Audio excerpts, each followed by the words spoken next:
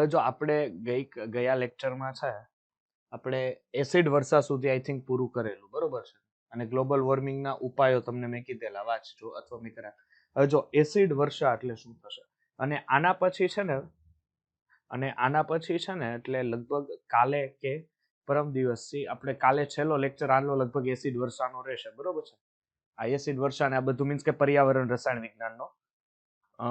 એના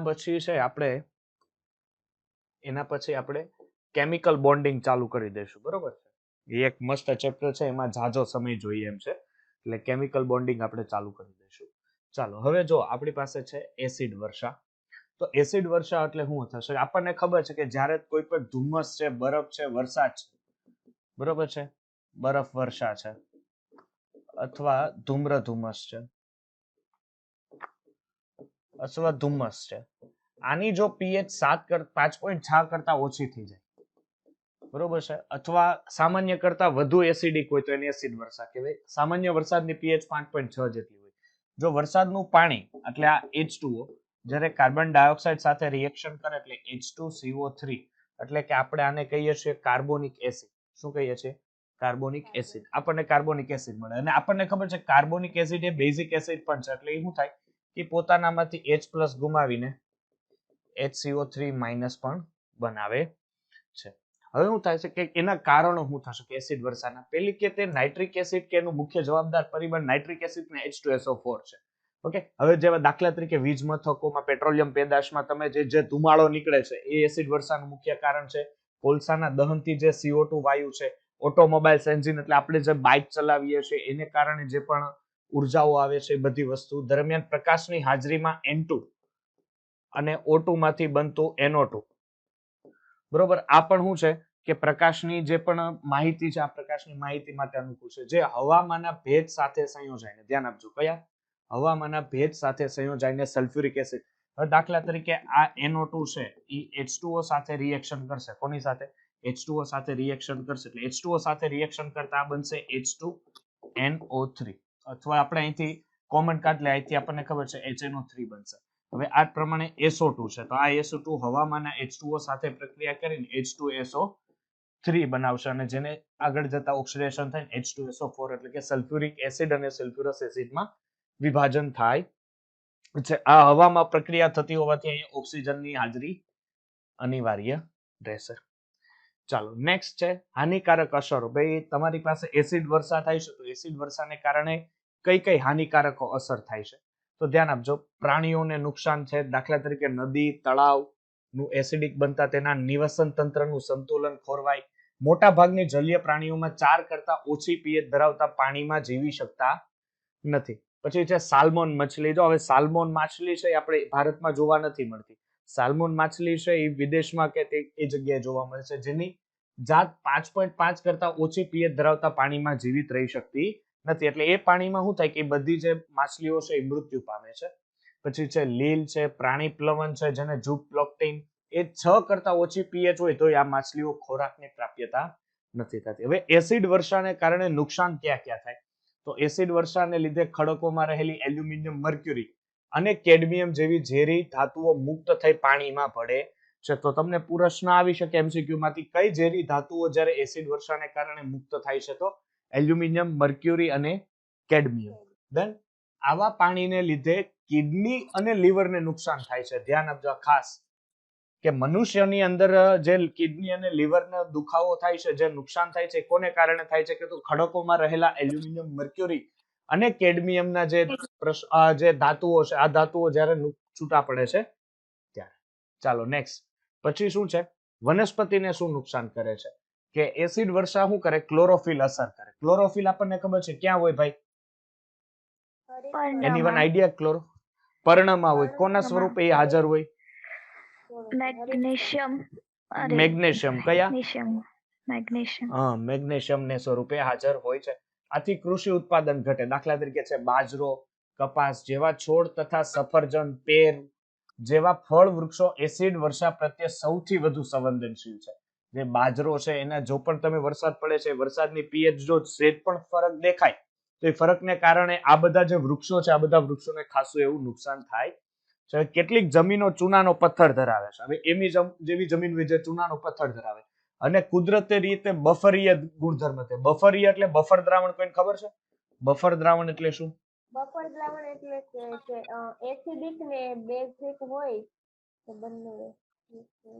જો બફર દ્રાવણ એટલે શું થાય કે જેની તમે કોઈ પણ સંયોજન તમારી પાસે દ્રાવણ છે એની અંદર તમે બીજું કોઈ પણ દ્રાવણ નાખો તો મેન જે દ્રાવણ છે, મુખ્ય દ્રાવણ છે, એની પીએચ માં જો સેજ પણ ફેરફાર ન થાય એને બફર દ્રાવણ કહેવાય. ડન.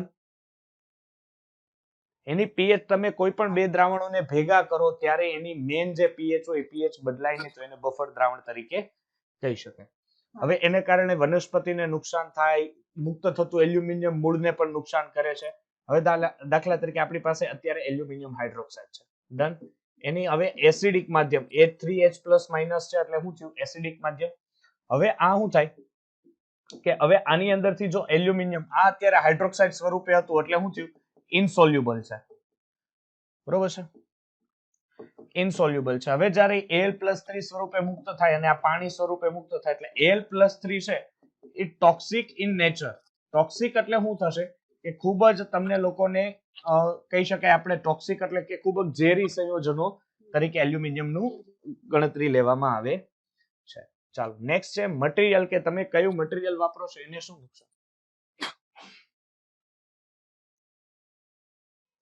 ચાલો, એસિડ વર્ષા ધાતુઓની સપાટીની ઝડપથી ક્ષારણ કરે. કોઈ પણ ધાતુની સપાટી હોય, આ વાતાવરણમાં તમે કોઈ પણ ધાતુ મૂકી જો એના ઉપર એસિડ વર્ષા પડે તો આ એસિડ વર્ષાને કારણે શું થાય કે એની ધાતુની સપાટી છે એને શું કરે છે? ખૂબ જ નુકસાન કરે. બીજું કે એસિડ વર્ષાથી ટેક્સટાઇલ છે, ફેબ્રિક છે, પેપર છે, ચામડાની વસ્તુ, તાકાત છે, એ બધું શું કરે? તાકાત ગુમાવે છે.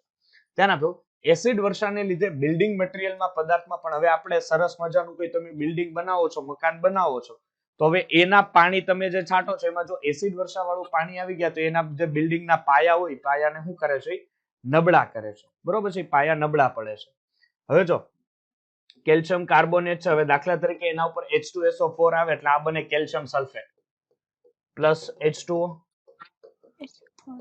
Plus CO2. એટલે આ કેલ્શિયમ સલ્ફેટ તમારે એની અંદરથી પ્રાપ્ત થશે જે કેલ્શિયમ કાર્બોનેટના મૂળ ગુણધર્મને તદ્દન બતાવી દેશે કે એના મૂળ ગુણધર્મ રહેતા નથી. ચાલો હવે જો એના ઉપાયો જો તો શું કરવું જોઈએ? બરોબર છે? એસિડ વર્ષા અટકાવવા માટે શું કરવું જોઈએ? આપણને ખબર છે કે સર જે સંયોજનોમાંથી એસિડ વર્ષા બને છે એ સંયોજનોનો જેટલો બને એટલો એનો ઉપયોગ કેવો કરી દેવો જોઈએ? તમારે ઓછો કરી દેવો જોઈએ. આપણને ઘણા એવા વાત છે કે જો તાજમહેલની આસપાસ આવેલું ફિરોઝપુર છે, મથુરા છે, ભરતપુર છે જેવા પ્રદૂષણ ફેલાવતા 2000 જેટલા ઔદ્યોગિક એકમો બંધ કરી દેવામાં આવ્યા હતા. જેને કારણે હું તો કાસ્ટ આયરન ફાઉન્ડ્રીઝ હતી. કાસ્ટ આયરન ફાઉન્ડ્રીઝ એટલે કે લોખંડને જે બનાવે, ગાળીને બનાવે ને એની અંદરથી જે પણ વસ્તુ બનાવતી એ કારખાના હતા. હવે એના ધુમાડાને કારણે શું થતું કે તાજમહેલને ખૂબ જ આપણે જે અમૂલ્ય વારસો છે, આપણા અમૂલ્ય વારસાને ખૂબ જ નુકસાન પહોંચતું. એને કારણે બધી વસ્તુ એ લોકોએ બંધ કરાવી દીધી. મથુરામાં સરકારી પેટ્રોલિયમ જે રિફાઇનરી આવી હતી એ બંધ કરાવી દીધી. અને જેટલું બને એમ એટલે અમુક એવી વસ્તુ છે કે જ્યાં જેટલું બને એમ વાહનોનો ધુમાડો, મિલોનો ધુમાડો, કોઈ પણ ફેક્ટરીનો ધુમાડો જેટલો બને એમ એટલો ઓછો જાય ને એટલી એ લોકોએ કોશિશ કરેલી. અને એસિડ વર્ષાને લીધે તાજમહેલના પણ આરસ પહાડ ઝાંખા પડવા માંડ્યા હતા. બરોબર છે? ડાર્ક થવા માંડ્યા હતા. જે પેલા શાઇનિંગ હતી એવી શાઇનિંગ રહેતી નહોતી. આથી તાજમહેલને અસર કરતા વાતાવરણને કરવા સરકારે 1995માં જ એક્શન પ્લાન બનાવી દીધો જે અંતર્ગત તાજમહેલ આરસ પહાડને રક્ષણાત્મક કવચથી આવરી લેવો જોઈએ અને તેથી નજીકના વિસ્તારો ઉદ્યોગોનું સ્થળાંતર દેવામાં આવ્યું. જેને કારણે ઉર્જા માટે કોલસો, કેરોસીન, લાકડાને બદલે કુદરતી વાયુ કે એલપીજી નો ઉપયોગ કરવો જેને કારણે શું થાય કે એમાંથી ધુમાડાનું પ્રમાણ ઓછું થઈ જાય. ડન. ચાલો હવે છે નેક્સ્ટ આપણી પાસે ધૂમ્ર ધુમ્મસ. આપણે આ જોઈ લીધું તું ધૂમ્ર ધુમ્મસ ને?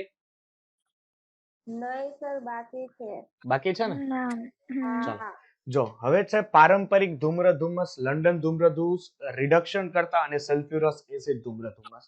આ બધું એક જ થશે. હવે શું થશે જો આ પ્રકારનો ધૂમ્ર ધુમ્મસ કેવો હશે કે SO2 વાયુ જેવા કે ધુમાડામાંના કણો વધુ ભેજવાળા વાતાવરણમાં ઉદ્ભવે છે. તેમના ધુમાડામાંના કણને ધૂળના કણો SO2 ના અને SO3 ના ઓક્સિડેશનને ઉદ્દીપિત કરે છે અને આ SO3 ભેજ સાથે મિશ્ર થઈને સલ્ફ્યુરિક એસિડ એટલે કે પેલા SO2 છે હવામાં રહેલા ઓક્સિજન સાથે રિએક્શન કરીને શું બનાવી દે? SO2. અને આ SO3 બનાવશે અને આ SO3 છે, આ SO3 પાણી સાથે પ્રક્રિયા કરીને H2SO4 બનાવશે, જેને પારંપરિક ક્લાસિક ધૂમ્ર ધુમ્મસ કહે છે. ધુમાડાના કણ સાથે સંઘનિત થઈને કલિલમય અવક્ષેપણ બને છે. એટલે આ તમને અવક્ષેપ સ્વરૂપે શું થાય છે? બહાર નીકળે, અવક્ષેપ સ્વરૂપે બહાર નીકળે છે. ચાલો, હવે જો આ પ્રકારનો ધૂમ્ર ધુમ્મસ હોય ને એ શું હોય કે તે શિયાળાની વહેલી સવારે જોવા મળે. તમે જુઓ, છતાં સૂર્યોદય થતા SO2 અને SO3 નું પ્રકાશ રાસાયણિક ઓક્સિડેશનને લીધે તેની તીવ્રતા શું થાય? વધે. તમે શિયાળામાં હવારમાં જોયું હશે, ખબર છે, ઘણો ધુમ્મસ હોય. તો આ ધુમ્મસ શું થાય કે જેમ જેમ પછી સૂર્યપ્રકાશ એના ઉપર પડે ને એટલે SO2 SO3 નું H2SO4 માં કન્વર્ટાઇઝેશન ચાલુ કરી દે. તે વાતાવરણના નીચેના સ્તરમાં ઉદ્ભવે છે, એટલે કે વાતાવરણ ઉપર હોતા નથી, ક્યાં હોય છે? એના નીચેના સ્તરમાં હોય છે. તે SO2 અને કાર્બન ધરાવતું હોવાથી તે રિડક્શન કરતા ધૂમ્ર ધુમ્મસ પણ કહેવાય છે.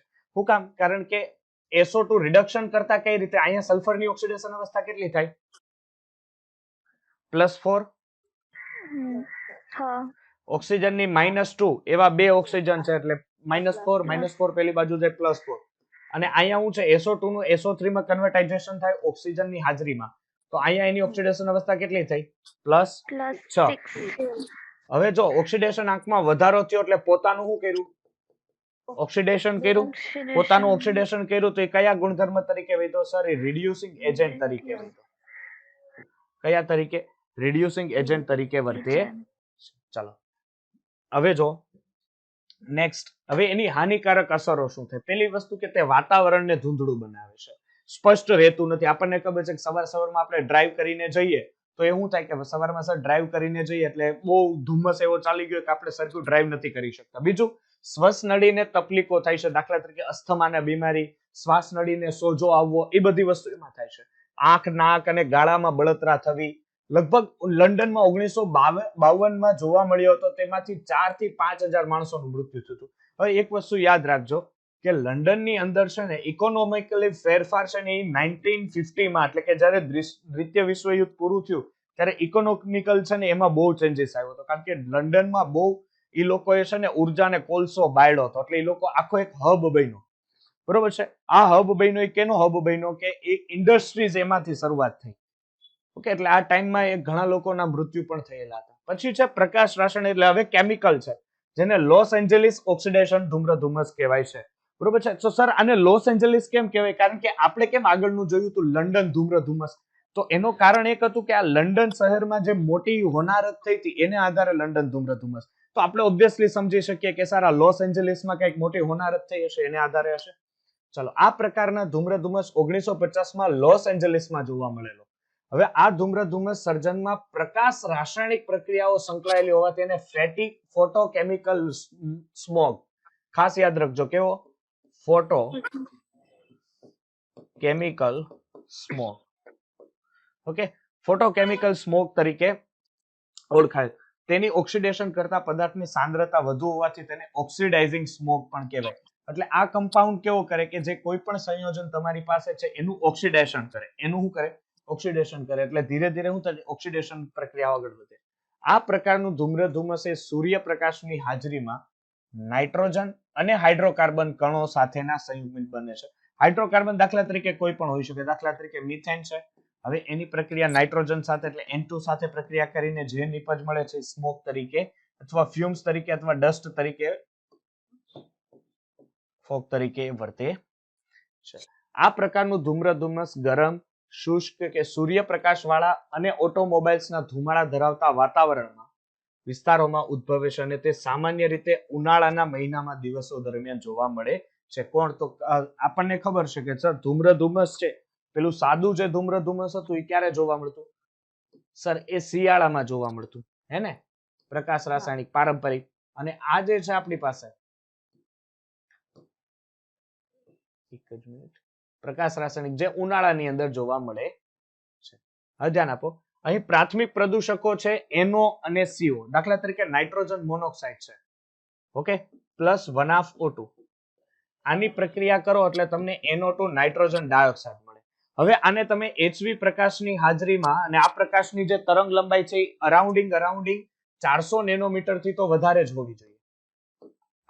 આમ ગણીએ તો 400 નેનોમીટર થી ઓછી હોવી જોઈએ, એટલે લેસ ધેન 400 નેનોમીટર. 400 નેનોમીટર. એટલે આમાંથી શું થશે કે આમાંથી હજી નવજાત ઓક્સિજન બનશે. એટલે અહીંયા શું બન્યું?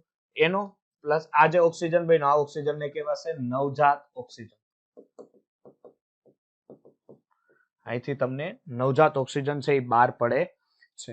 હવે શું થશે કે નેક્સ્ટ આપણે જોઈએ કે આ જે કમ્પાઉન્ડ છે આ નવજાત ઓક્સિજન છે એ ખૂબ જ સક્રિય. આપણને ખબર છે કે એકલો ઓક્સિજન છે નવજાત હશે તો બીજા કોઈ પણ સંયોજન સાથેની એની રિએક્ટિવિટી બહુ જોરદાર હોય. એટલે એ લોકો શું કરે કે અહીંથી જે ઓક્સિજન છૂટો પડ્યો આ નવજાત ઓક્સિજન બીજી કોઈ પણ મેટલ સાથેની હાજરીમાં, હવે N2 દાખલા તરીકે અહીં N2 લ્યો છો તો N2 દાખલા તરીકે નિષ્ક્રિય વાયુ તરીકે વર્તે તો આ નવજાત ઓક્સિજન શું કરે? આ ઓક્સિજન સાથે એડ કરીને ઓઝોન બનાવી દે. શું બનાવી દે? ઓઝોન. હવે આપણને ખબર છે કે આ ઓઝોન હોય તો ઓઝોનોલિસિસ બહુ જોરદાર રીતે થાય. ઓઝોનોલિસિસ કોણ કરી શકે સર? આલ્કિન ઓઝોનોલિસિસ કરી શકે. શું કરવાનું છે તમારે કે અહીંયા કાર્બન કાર્બન લીધો, આ કાર્બનની ચારેય ચાર સંયોજકતા સાથે અહીંયા R છે અને R છે. ઓઝોનોલિસિસ કરવું એટલે કોઈ પણ પ્રક્રિયાનું ઓઝોનોલિસિસ કરવું એટલે કઈ રીતે કરવાનું અહીંયા ધ્યાન આપજો. આ તમને ડબલ બોન્ડ છે, આ ડબલ બોન્ડ તોડી નાખો. શું કરશો કે સર અહીંયા એક R રાખીએ, એક R અહીંયા રાખીએ. આ કાર્બનની બે સંયોજકતા ખાલી પડી હે ને, જોવો તો આ ડબલ બોન્ડ તોડ્યો એટલે આ બે સંયોજકતા. એ જ પ્રમાણે સર ઓલા કાર્બનની બે સંયોજકતા ખાલી પડી હોય. ચાલો હવે શું કરવાનું છે? ડબલ બોન્ડ તોડ્યો એટલે આવી રીતના એક ઘર જેવું બનાવો. કેટલા ઓક્સિજન છે? 3. આ ત્રણેય ઓક્સિજન અહીંયા મૂકી દો. ચાલો ઘર બનાવ્યું. દ્વિબંધ તોડીને ઘર બનાવ્યું. હવે શું કરવાનું છે? તમારે આ દ્વિબંધ તોડીને જે ઘર બનાવ્યું ને ઘર હવે પાછું તોડી નાખવાનું. એટલે અહીંથી તોડો, અહીંથી તોડો. ડન. અહીંથી ઘર તોડો એટલે ઓક્સિજન ઉપર કયો ચાર્જ હોય? માઇનસ. અંદર જાય તો ડબલ બોન્ડ. ઓક્સિજન ઉપર કયો ચાર્જ હોય? માઇનસ. અંદર જાય ડબલ બોન્ડ. એટલે આ શું બને? R C double bond O R. એવી કેટલી નિપજ મળે? 2. એક જમણી સાઈડ અને એક ડાબી સાઈડ. એટલે તમને એમાંથી શું આપે સર? એમાંથી અમને આ કીટોન આપે. શું આપ્યું એને? અમને કીટોન આપ્યું. આથી ધૂમ્રધુમ્રસ વિસ્તારમાં ઓટોમોબાઈલના ટાયરના રબરમાં કાર્બન ડબલ બોન્ડ કાર્બન પ્રણાલી એટલે કે આલ્કિન પ્રણાલીને અસર થવાથી તેમાં તિરાડો પડે છે. કારણ કે શું થાય આની અંદર આ ડબલ બોન્ડ તૂટશે એટલે એને કારણે એમાંથી કીટોન સર્જવાની ઘટનાઓ બને. આ પ્રક્રિયાઓ ફેફસાની પેશીઓ અને અન્ય જૈવિક પદાર્થોને પણ શું કરે છે? ખૂબ જ નુકસાન પહોંચાડે છે. આટલું. ચાલો નેક્સ્ટ આગળ વધીએ. યસ બોલો. આ તમે કીટોન વાળું કાઢ્યું એ ફરીથી સમજાવો ને. ચાલો જો એક હવે તમારે એક જ મિનિટ. ઓકે ચાલો જો આ ડબલ બોન્ડ છે. હવે કાર્બનના આ ડબલ બોન્ડને હું તોડું, બ્રેક કરું એટલે કાર્બનની બે સંયોજકતા બાકી રહે. એક મિનિટ.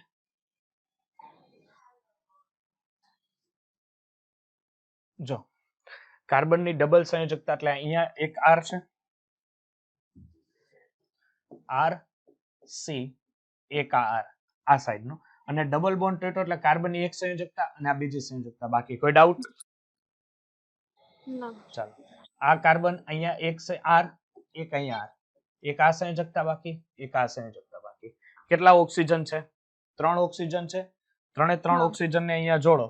એક અહીંયા, એક અહીંયા અને એક અહીંયા. આ ડબલ બોન્ડ થયો. હવે શું કરશો કે અહીંથી આ બંને તોડો, આ બંને તોડો. હવે આ બંધ તૂટે એટલે કાર્બનની એક સંયોજકતા બાકી રહી અને એક ઓક્સિજનની એક સંયોજકતા, જેને કારણે ઓક્સિજન ઉપર માઇનસ ચાર્જ આવે. આ માઇનસ ચાર્જ અંદર એન્ટર થાય, આ તરફથી આ માઇનસ ચાર્જ આવે, આ માઇનસ ચાર્જ અંદર થાય. એટલે હવે અહીંયા જે હું કરતો જાઉં ની ગણો, R C પાછો R, અને આ માઇનસ ચાર્જ અંદર આવે તો અહીંયા શું બને? Double bond. એવી જ રીતના સેમ અહીંયા થાય R C માઇનસ અંદર આવે ડબલ બોન્ડ O R. આવા કેટલા મળે? 2 મોલ મળે. કોઈ ડાઉટ? ના. ઓકે ચાલો નેક્સ્ટ. હવે જો CH4 છે, મુક્ત મૂલક પ્રક્રિયાઓ છે. CH4 છે ઓક્સિજન સાથે પ્રક્રિયા કરે, આ નવજાત ઓક્સિજન છે, શું બનાવશે સર? CH3 મુક્ત મૂલક પ્લસ CH3CO મુક્ત મૂલક. 2 મોલ વડે ગણવા પડશે, બરોબર છે તમારે. હવે આ CH3 છે, આ CO મુક્ત મૂલક અહીંથી તમારે લ્યો, અહીંથી આ લ્યો, પ્લસ ઓક્સિજનની હાજરીમાં એની પ્રક્રિયા કરાવો. એટલે આપણી પાસે સર CH3C, આ ડબલ બોન્ડ થી એક ઓક્સિજન, અને અહીંયા હજી 2 ઓક્સિજન આવે છે તો એ આ રીતના, કારણ કે આ ડબલ બોન્ડ થી ઓલરેડી હોય અને આ 2 અંદર એન્ટર થાય, આ 2 ઓક્સિજન મુક્ત મૂલક થી આ રીતના. હવે હું કરશો કે આની પ્રક્રિયા સર NO2 સાથે કરો. કોની હારે? NO2. હવે NO2 સાથે પ્રક્રિયા કરો. હવે નાઇટ્રોજન છે હજી એક સંયોજકતા કરી શકે સર, આરામથી કરી શકે. એટલે નાઇટ્રોજન અહીંયા એન્ટર થાય CH3 C double bond O O NO2 જેને પાયરોક્સી એસિટાઇલ નાઇટ્રાઇટ એટલે જેને પાન પાયરોક્સી એસિટાઇલ નાઇટ્રાઇલ કહેવામાં આવે છે. હવે જો પાન એ આંસુ ઉત્પન્ન કરનાર પદાર્થ છે અને શ્વાસની તકલીફો પણ ઉત્પન્ન કરે છે. કોણ? પાયરોક્સી એસિટાઇલ નાઇટ્રાઇલ. ખાસ યાદ રાખજો આનું સૂત્ર પણ અને આ બધી વસ્તુ કે પાયરોક્સી એસિટાઇલ નાઇટ્રાઇલ શું કરે છે. હવે સિમ્પલ રિએક્શનો છે બધી કે દાખલા તરીકે RCHO છે. RCHO એટલે શું થાય? આલ્ડીહાઇડ. આલ્ડીહાઇડ. ઓકે, આ આલ્ડીહાઇડ ની જ્યારે તમે નવજાત ઓક્સિજન સાથે પ્રક્રિયા કરો તો નવજાત ઓક્સિજન સાથે પ્રક્રિયા કરતા અહીંથી H આ જેટલી પણ રિએક્શન બધી વસ્તુ એક યાદ રાખજો કે આ બધી મુક્ત મૂલક પ્રક્રિયાઓ છે. કેવી છે? મુક્ત મૂલક. એટલે અહીંયા જો મુક્ત મૂલક ક્યારે હોય કે સર એમની વચ્ચે જ્યારે સમવિભાજન થતું હોય. શું વિભાજન થતું હોય? સમવિભાજન થતું હોય તો જ એને મુક્ત મૂલક પ્રક્રિયાઓ કહેવાય. હવે અહીંયા સમવિભાજન થાય એટલે આ હાઇડ્રોજન ઉપર આ કાર્બન ઉપર આ બોન્ડ શું થશે કે સર અહીંથી આ H આ ઓક્સિજન લઈ જાય. શું બન્યું? OH plus RC double bond O. Clear છે?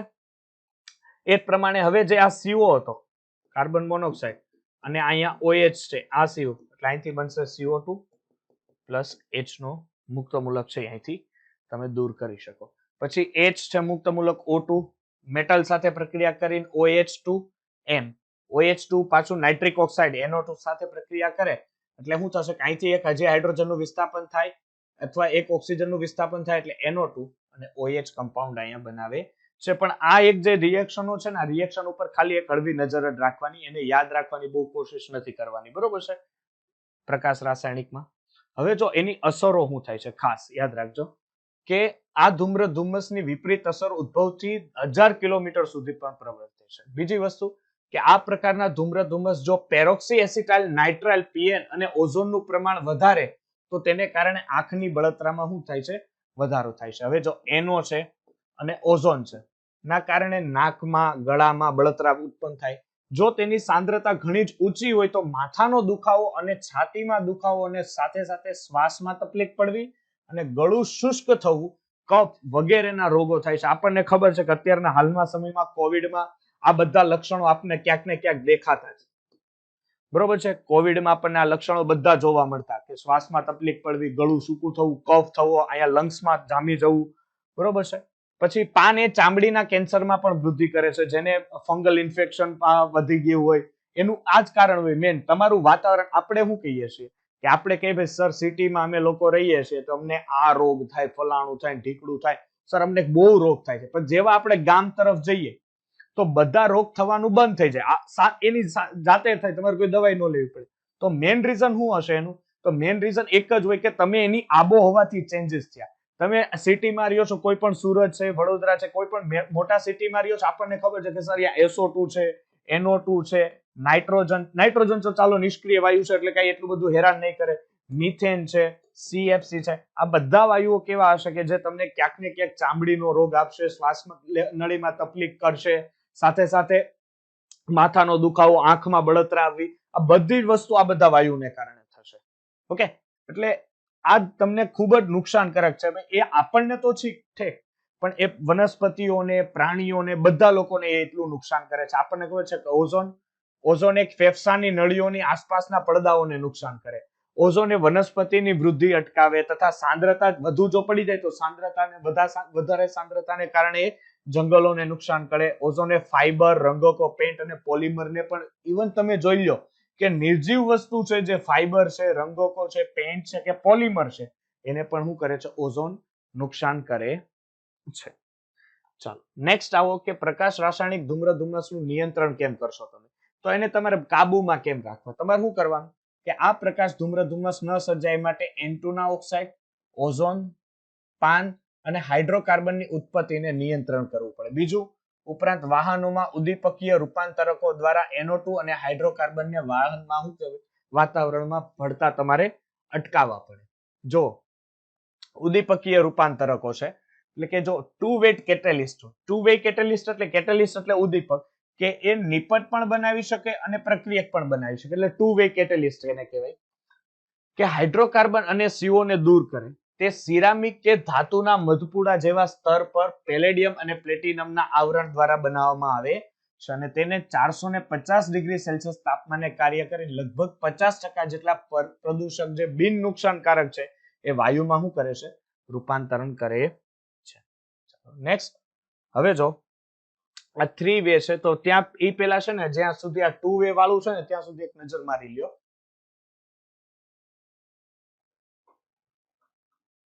2 વે વાળું છે ને ત્યાં સુધી મેં જોઈ લ્યો. ચાલો,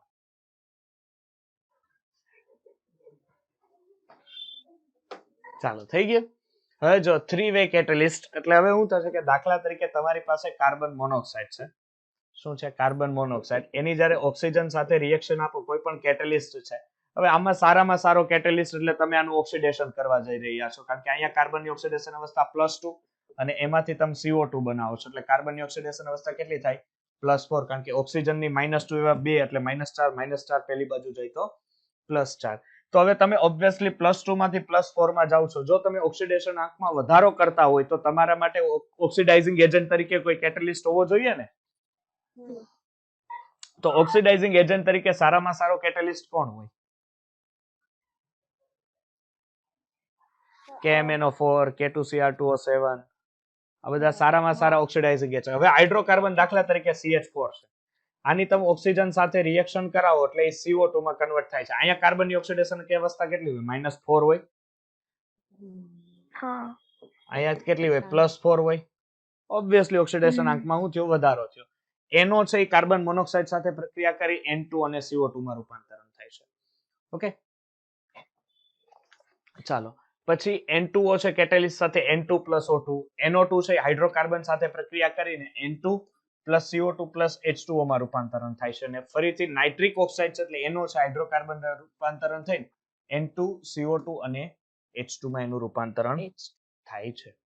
ચાલો હવે રાસાયણિક પદ્ધતિ છે કે કેમિકલ મેથડ ને આધારે કઈ રીતે તો મુક્ત મૂલક ટ્રેપ તરીકે વર્તતા. હવે ટ્રેપ એટલે શું થાય કે ઝાડ નાખવો.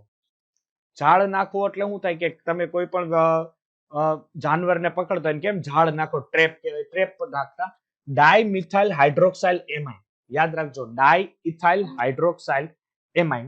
ડાયઇથાઇલ હાઇડ્રોક્સાઇલ એમાઇન એટલે CH2H5NH C2H5OH. આને ડાયઇથાઇલ હાઇડ્રોક્સાઇલ એમાઇન કહેવાશે. બરોબર છે. હવે આ તમને IUPAC છે ને કેમિકલ બોન્ડિંગ્સ ને ઇક્વિલિબ્રિયમ પૂરું થાય એટલે હું ઓર્ગેનિક જ ચાલુ કરવાનો છું. આ 2 ચેપ્ટર ની ખાલી મારે રાહ છે. એક કેમિકલ બોન્ડિંગ પૂરું થઈ જાય અને એક ઇક્વિલિબ્રિયમ પૂરું થાય એટલે સીધું હું GOC ઉપર જઈશ, ઓર્ગેનિક ઉપર. ઓર્ગેનિક છે, IUPAC છે, આઇસોમેરિઝમ છે, રિએક્શન મેકેનિઝમ છે અને હાઇડ્રોકાર્બન છે. મારે આમાં ઓછામાં ઓછો કેમિકલ બોન્ડિંગ ચલાવવાના છે. હા, આના પછી કેમિકલ બોન્ડિંગ ચાલશે, કારણ કે કેમિકલ બોન્ડિંગ જો ફાવી જાહે ને તો પછી તમે લોકો કારણ કે કેમિકલ બોન્ડિંગ આપણને ખબર છે 12મા ની અંદર એક ચેપ્ટર કોઓર્ડિનેશન કમ્પાઉન્ડ જેમાં 2 થી 3 ક્વેશ્ચન હોય અને 11મા ની અંદર કેમિકલ બોન્ડિંગ. મોસ્ટ આમ કહેવાય ટ્રસ્ટેડ ચેપ્ટર છે. આમ તમે એને અંડરગોઝ કરો અને આમ તમે જોવો તો એમાંથી 2 કે 3 ક્વેશ્ચન એટલે વિચાર કરો એ 2 થી 3 ચેપ્ટર જેટલો થયો, કારણ કે એક ચેપ્ટર માંથી એક MCQ ગણો તોય. ચાલો, જેવા કેટલાક પદાર્થો વાતાવરણમાં છંટકાવ કરો. આનો તમારે શું કરવાનું છે? વાતાવરણમાં છંટકાવ કરો, એને કારણે મુક્ત મૂલક ઉત્પન્ન કરે અને આ મુક્ત મૂલકને પ્રકાશ રાસાયણિક ધૂમ્રધુમ્રસ દાખલા તરીકે ઓક્સિજનનો મુક્ત મૂલક કરી શકે, R નો મુક્ત મૂલક કરી શકે, RO નો મુક્ત મૂલક કે H નો મુક્ત મૂલક આ સંયોજનો ઉત્પન્ન કરી શકે છે. હવે છે ઓઝોનનું ક્ષયન, કે ઓઝોનનું જે સ્તર છે, પૃથ્વીનું આવરણ છે, આ પૃથ્વી છે, આ પૃથ્વીના આવરણની ફરતે જે ઓઝોનનું સ્તર આવેલું છે, આ ઓઝોનના સ્તરનું જ્યારે ક્ષયન થાય એ કઈ રીતે થાય એ જો. ઓઝોનનું ક્ષયન જો સમતાપ આવરણના ઉપરના ભાગમાં આવેલા ઓઝોન વાયુના સ્તરમાં ગાબડા પડવા, સ્તરને પાતળું કરવું, અન્ય કોઈ રીતે નુકસાન થવાથી ઘટનાને ઓઝોન ડિપ્લેશન અથવા ઓઝોન ક્ષયન કહેવાય છે. હવે જો નાઇટ્રોજન ઓક્સાઇડ દ્વારા ઓઝોનનું સંયોજન થાય. હવે શું થાય કે એક લોકો દાખલા તરીકે સુપરસોનિક જેટ વિમાન છે. હવે આ બળતણના દહનના ઉત્પન્નને કારણે નાઇટ્રોજન ઓક્સાઇડ દાખલા તરીકે મુખ્યત્વે તો N2O અને NO છે એ સૌથી વધારે એમાંથી ઉત્પન્ન થાય. હવે એ શું કરે કે અલ્ટ્રાવાયોલેટ સાથે પ્રકાશ કરે, પ્રકાશ સાથે પ્રક્રિયા કરીને નાઇટ્રિક ઓક્સાઇડમાં રૂપાંતરણ થાય અને પ્લસ એક નાઇટ્રોજન બને જે ઓઝોનનું ક્ષયન માટે ભરપૂર કરે. અને આ જે નાઇટ્રિક ઓક્સાઇડ છે એ ઓઝોન સાથે રિએક્શન કરે એટલે એમાંથી શું બનાવે? NO2 અને O2. એટલે આ જે ઓઝોનનું કમ્પાઉન્ડ હતું, આ ઓઝોનનું શું થઈ ગયું અત્યારે? ક્ષયન થઈ ગયું. ઓઝોન માંથી શું છૂટું પડી ગયું? O2 છૂટું પડી ગયો અને આ નાઇટ્રિક ઓક્સાઇડ હતો. આ નાઇટ્રિક ઓક્સાઇડ માંથી નાઇટ્રોજન ડાયોક્સાઇડમાં રૂપાંતરણ થઈ ગયું. બીજું છે અથવા ઓઝોન જો એની હાજરી પણ હોય ત્યારે પણ ઓઝોન અલ્ટ્રાવાયોલેટ પ્રકાશને કારણે O2 પ્લસ નવજાત ઓક્સિજનમાં રૂપાંતરણ પામે છે. હવે જો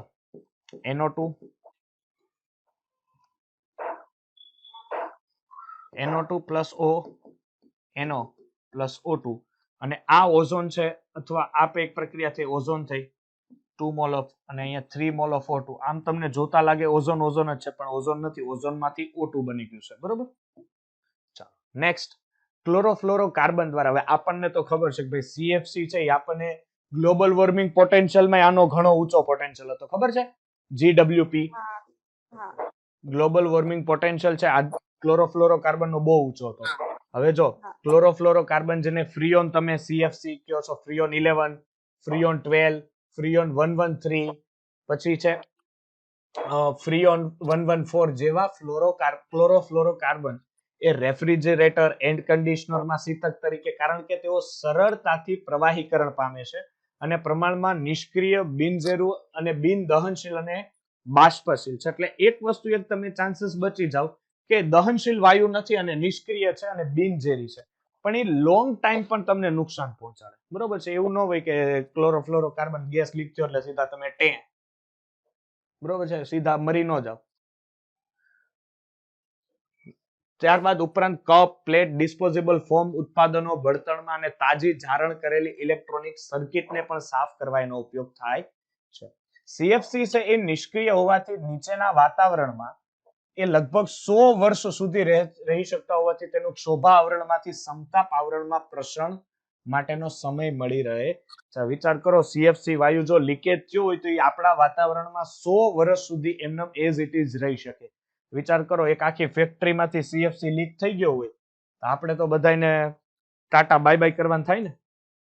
ચાલો CFC છે એ 100 હે ડિસ્પોઝેબલ ફોર્મ એટલે શું થશે? આપણે જે ઓલી ખબર છે ઘણીવાર તમે સાંભળ્યું હોય તો અત્યારે ન્યૂઝમાં આવશે દિલ્હીમાં પેલે યમુના નદીમાં પેલા ફીણ જામી જાય જે ફેક્ટરીમાંથી નીકળે. હા એ ડિસ્પોઝેબલ ફોર્મ કહેવાય. ચાલો હવે જો ક્લોરોફ્લોરોકાર્બન છે આની પણ એક કામ કરો. જો આ રિએક્શન છે ને ખાલી આના ઉપર એક નજર મારી લ્યો. જ્યાં મુક્ત મૂલકમાં તમને ન સમજાતું હોય ત્યાં મને કયો. બરોબર છે? ચોપડીમાં પેમ્પલેટ્સમાં જોઈ લો, એના ઉપર ખાલી નજર જ મારવાની છે, કોઈ યાદ રાખવાની જરૂરિયાત નથી. એમાંથી ખાલી એક ક્લોરીન દૂર થઈને એક કાર્બન ઉપર મુક્ત મૂલક આપી દીધો છે. પાછો એ CFCl3 છે, ફરીથી એક ક્લોરીન મુક્ત થઈને એક કાર્બન ઉપર મુક્ત મૂલક આપ્યો. અને એ મુક્ત મૂલક ક્લોરીનનો ઓઝોન સાથે પ્રક્રિયા કરીને ClO અને O2 બનાવે અને આ ઓઝોનનું ફરીથી રૂપાંતરણ થઈને O2 અને ઓઝોનનો પાછો મુક્ત મૂલક બનાવશે. એટલે સેમ રિએક્શનો છે, જોઈ લો બધી.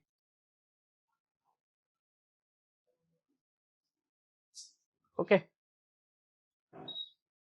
ચાલો હવે છે એન્ટાર્કટિકામાં ઓઝોનનું ક્ષયન. કેમાં?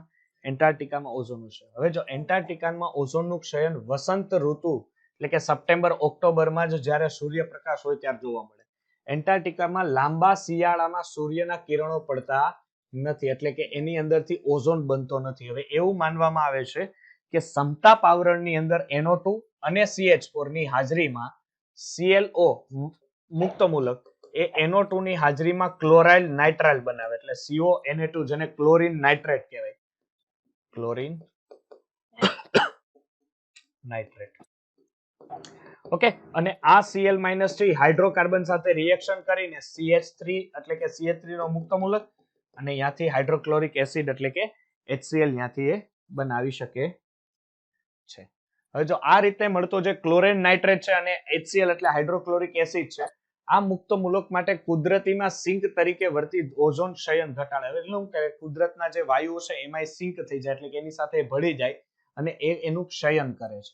હવે જો એન્ટાર્કટિકામાં શિયાળામાં ધ્રુવીય સમતાપ આવરણીય વાદળો જેને પોલાર સ્ટ્રેટોસ્ફેરિક ક્લાઉડ્સ જેને PSC રચાય છે, જે બે પ્રકારના હોય છે. જો આ IMP આ ટીક કરો કે જે આશરે 77 ડિગ્રી સેલ્સિયસ તાપમાને બને અને મુખ્યત્વે ઘન નાઇટ્રિક ડાયહાઇડ્રેટ એટલે HNO3 3 ટાઈમ H2O બનાવે અને બીજો બનાવે ક્યારે કે 85°C તાપમાને બને છે અને થોડો બરફ ધરાવે છે. એટલે આ વસ્તુ ખાસ યાદ રાખવી કે જ્યારે એ પોલાર સમતાપ શિયાળામાં ધ્રુવીય સમતાપ વર્ણીય વાદળો જે બનાવે એ કયા કયા ટેમ્પરેચરે બનાવે. અને એવું જોવા મળ્યું છે કે વાતાવરણમાં જે ક્લોરીન નાઇટ્રેટ છે, આ ક્લોરીન નાઇટ્રેટ HCl કે ઓઝોનના ક્ષયનને નિયંત્રિત કરે છે. તે HOCl એટલે કે હાઇપોક્લોરસ એસિડ અને Cl2 માં રૂપાંતરણ પામી Cl- ઉત્પન્ન કરે છે. એટલે આ જે ક્લોરો નાઇટ્રેટ છે, ઓકે, ઘણાને સમજે સર આ ક્લોરીન નાઇટ્રેટ કેમ, જો આ રીતે હોય Cl અને NO3 ને શું કહીએ? નાઇટ્રેટ. અને આને તો તમે ક્લોરીન જ કહો છો, પરંતુ આ ખાલી શું કર્યું છે કે એક ઓક્સિજન આ લોકોએ આગળ મૂક્યા છે. એટલે તમને આવું વચે એટલે તમે એમ કહો સર આ ક્લોરીન નાઇટ્રેટ કેમ છે? ઓકે, એટલે આ યાદ રાખજો. એની જ્યારે તમે H2O સાથે પ્રક્રિયા કરો એટલે HOCl પ્લસ HNO3 બનાવે. HOCl પ્લસ HNO3 છે, નાઇટ્રિક એસિડ છે, એ ત્યાંથી એ બનાવશે. સર હવે હા બોલો. આમાં જે ઓલો 77 જે સેલ્સિયસ છે એ આગળ ડેશ છે એ માઇનસ નથી? માઇનસ હા માઇનસ જ, પણ આગળ માઇનસ છે. હા, પ્લસ માં હોય તો થોડું 85° માણસ મરી જાય. એન્ટાર્કટિકા છે ભાઈ, બધો બરફ પીગળીને આપણે અહીંયા આવે તો આપણે ક્યાં જવું? ધાબે ચડવું? અગાસી પર જવું? હવે આપણે તાપીમાં અમારે તો સુરતમાં પાણી આવી જાય છે તો વારો નથી આવતો ધાબે ચડવાનો. આ એન્ટાર્કટિકાનો બરફ પીગળ્યો હોય તો આપણો વારો આવે? પછી મળી આપણે બધા ઉપર, યા પછી આપણે ઓનલાઈન, યા તો પછી ઓફલાઈન ચાલુ કરી દેવાય. અહીંયા કેટલા ક્લોરીન? 2, એટલે શું બને? Cl2 અને આની અંદરથી શું છૂટું પડશે? HNO3, ક્લોરીન વાયુ છૂટો પડ્યો. ફરીથી HOCl એટલે હાઇપોક્લોરસ એસિડ છે. હાઇપોક્લોરસ એસિડ લ્યો HV પ્રકાશની હાજરીમાં. સર OH નો મુક્ત મૂલક, ક્લોરીન નો મુક્ત મૂલક એટલે OH મુક્ત મૂલક પ્લસ ક્લોરીન નો મુક્ત મૂલક. હવે આ Cl2 છે, ક્લોરીન છે તમારી પાસે, ક્યાં ગયો ભાઈ? આ રહ્યો. આ ક્લોરીન ને છૂટા પાડો એટલે સર ક્લોરીન નું મુક્ત મૂલક થાય. એટલે અરે સાહેબ, તો આ મુક્ત મૂલક ક્યારના કરો છો? મુક્ત મૂલક સમજાતું નથી. હવે દાખલા તરીકે તમારી પાસે H2 છે. આ H2 નું કાંઈ નથી કરવાનું, બે સરખા ભાગમાં વિભાજન પામે. અરે ભાઈ સોરી, ઓકે ચાલો, બે સરખા ભાગમાં એને વિભાજન કરો એટલે આ હાઇડ્રોજન પોતાનો ઇલેક્ટ્રોન લઈને અહીંયા બેસી ગયો અને આ હાઇડ્રોજન પોતાનો ઇલેક્ટ્રોન લઈને અહીંયા બેસી ગયો. એટલે આને કહેવાય મુક્ત મૂલક. બીજી કઈ નવીન વાત છે નહીં મુક્ત મૂલકમાં. ચાલો, હવે શું છે કે સમતાપ આવરણમાં સ્થાયી પવન પેટર્ન, જેને પવન સખત વમળો એટલે ટાઇટ વાયર હોલ્સ વિન્ડ્સ કહેવાય છે, ધ્રુવીય ચક્રવાત કહેવાય છે, જે શિયાળા દરમિયાન એન્ટાર્કટિકા, હવે શું થાય કે આ શિયાળા દરમિયાન એવા એન્ટાર્કટિકામાં એટલો જોરથી ખૂબ જ ઠંડો પવન ફૂંકાય, એમ આનો મીનિંગ ગુજરાતીમાં એમ જો આપણી ભાષામાં.